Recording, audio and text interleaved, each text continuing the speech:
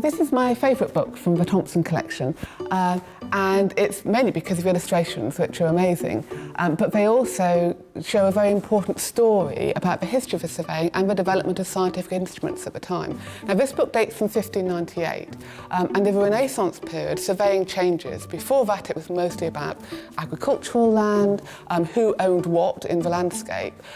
Whereas in the 16th century, people were rediscovering important mathematical and geometrical texts from the ancient world, and they used that to develop new instruments and new ways of looking at and managing the landscape.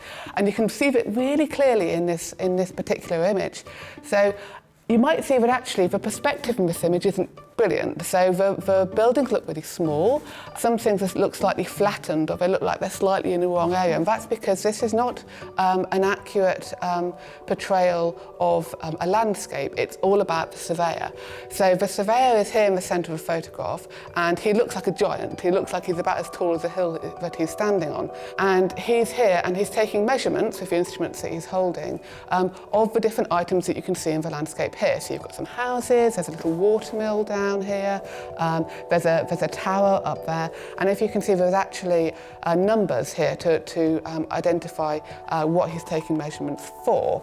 On the table in the front of the diagram, which again is huge, I mean it's actually bigger than any of the buildings in the illustration, and that's because the illustrator wants you to focus on what he's doing and what the product of his work is. So this is a great illustration about how technology is changing the way that people work, and is actually changing the way that how people work are portrayed in publications.